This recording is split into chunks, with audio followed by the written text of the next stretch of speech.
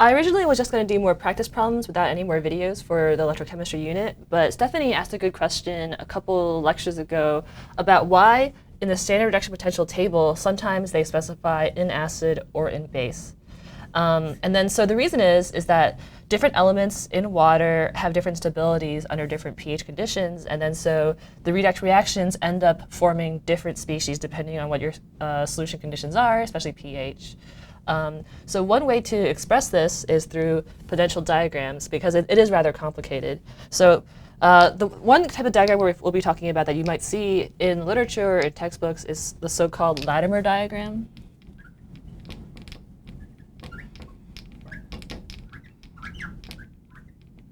And then this relates different oxidation states of a certain element in water.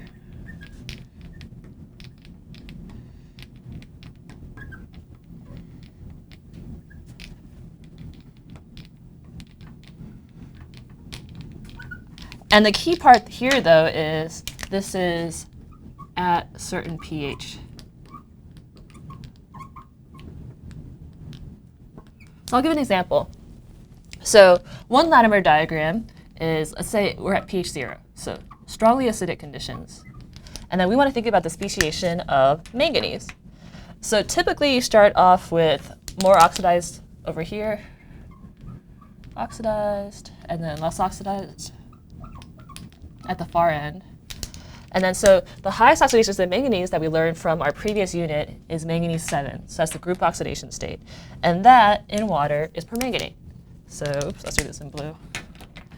So permanganate, MnO4 minus. So keep in mind this is manganese 7. If we were to reduce it, we could potentially go to manganese 6. So the species in this case is manganate.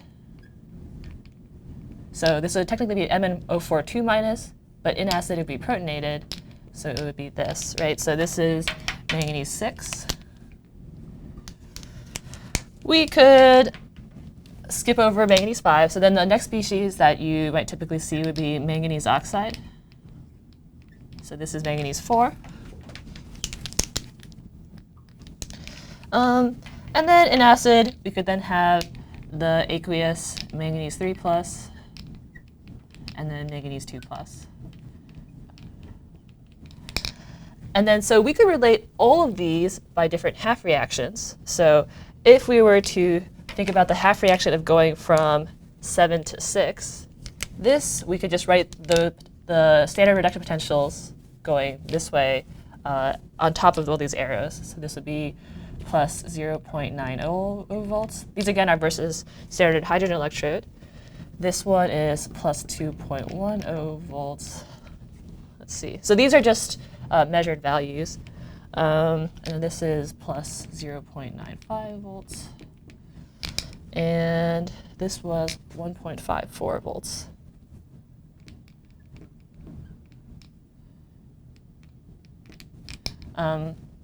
Oh, I forgot my V's over here. One thing to keep in mind is if we were to actually go, so here we're going manganese 7 to manganese 6, and this is 0.9 volts. We could also have an arrow where we go directly from manganese 7 to manganese 4.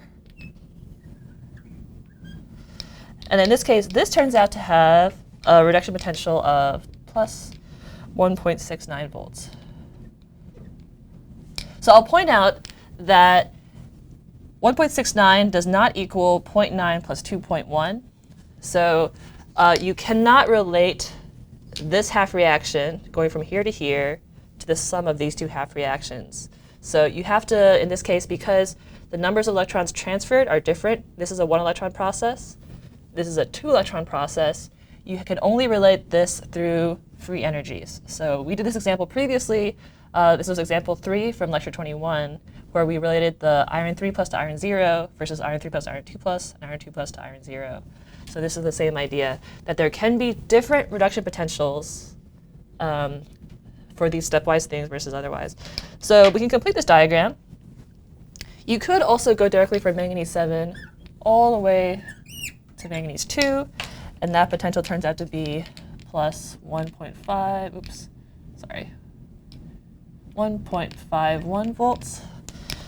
Let's see, if we go from manganese oxide to manganese 2 plus, this is plus 1.23 volts. Sorry, I'll do that in green. And then, so here we have relations. Okay, that's really bothering me. I'm going to do that again in green.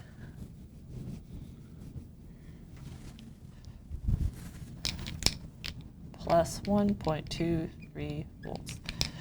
Okay, so this is a so-called Latimer diagram. And keep in mind, again, we've set this at a certain pH 0. At pH 14, these potentials for these species would be different, and then actually the species that would be around would also be different. So one reason why this might be useful to us is I want to point out some kind of key features. So what you'll see here is that manganese permanganate to this manganate ion is 0.9 volts. So it is favorable to reduce permanganate, so from manganese 7 to manganese 6, but what you'll see is that this reduction potential of manganese 6 to manganese 4 is even more positive. So it's even more unstable to reduction. So what this means is that overall, this manganate ion is unstable to disproportionation.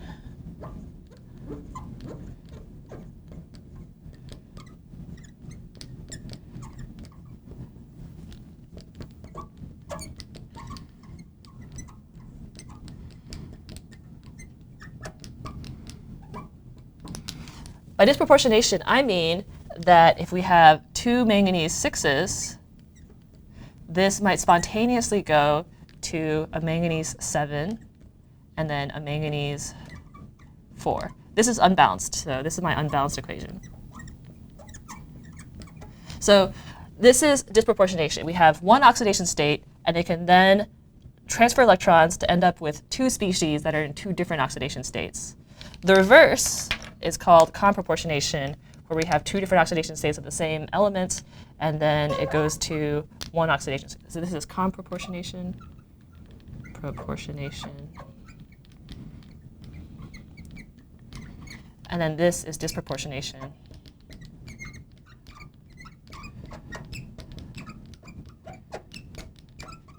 And then so the hallmark of this being unstable to disproportionation is that the reduction is more favorable than the reduction of the oxidation, of the oxidized state.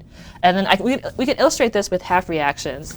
So if we write these two, so we can write this, let's say, I'll draw this in a box. So this stuff, we can write these as 2 half reactions.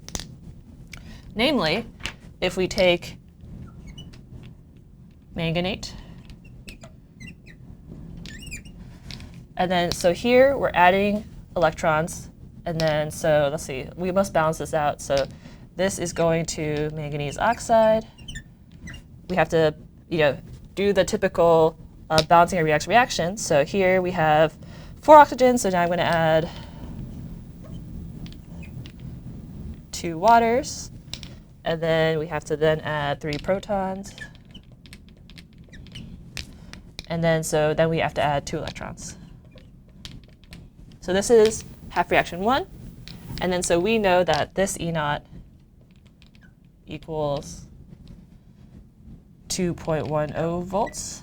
And then our second half reaction is going to be permanganate going to HMNO4 minus. And then this is going to be equal to, let's balance this out, 1 proton and then 1 electron. And then so this E naught equals 0.90 volts. So if we assign one of these to the cathode and one of these to the anode, we can then write a balanced full electrochemical cell, like a full balanced redox reaction. So which way do we want to go? Let's reverse this one. So I'm going to make this the anode. and then this will be our cathode. So then our full balanced reaction is going to be equal to, so we have to multiply this by 2 because this is 1 electron, so we multiply by 2 to balance out 2 electrons. And then so we will get 3H plus HMNO4 minus.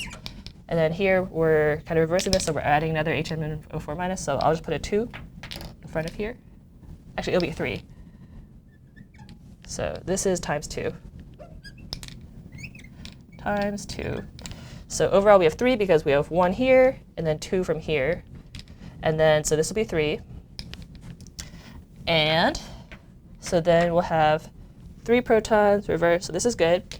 And then this will be plus 2 electrons basically, and then we'll go to the full balanced side. So then on the right side we'll have 2 protons plus 2 permanganates plus 1 manganese oxide plus 2 waters.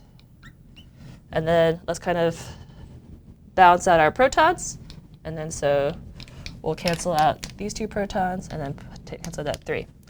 So overall, you can see this is our balanced reaction. 1 proton plus 3 protonated manganetes leaves us with 2 permanganates, 1 manganese oxide, and 2 waters. So is that balanced? We have 12 oxygens here, and we have 8, 2, yes. So this is a balanced chemical equation.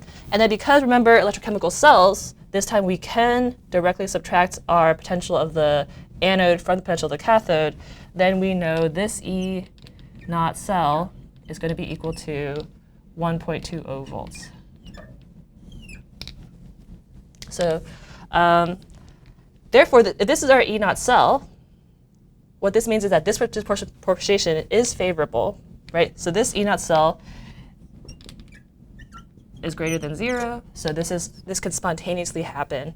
And if we were to do delta G's, this delta G naught of this disproportionation reaction, oops, I'm kind of getting off screen, equals negative NF standard cell potential.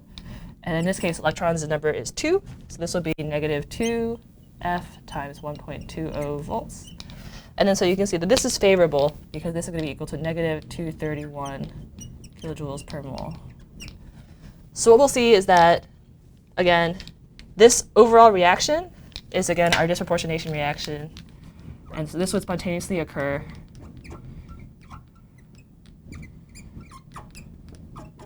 at pH 0.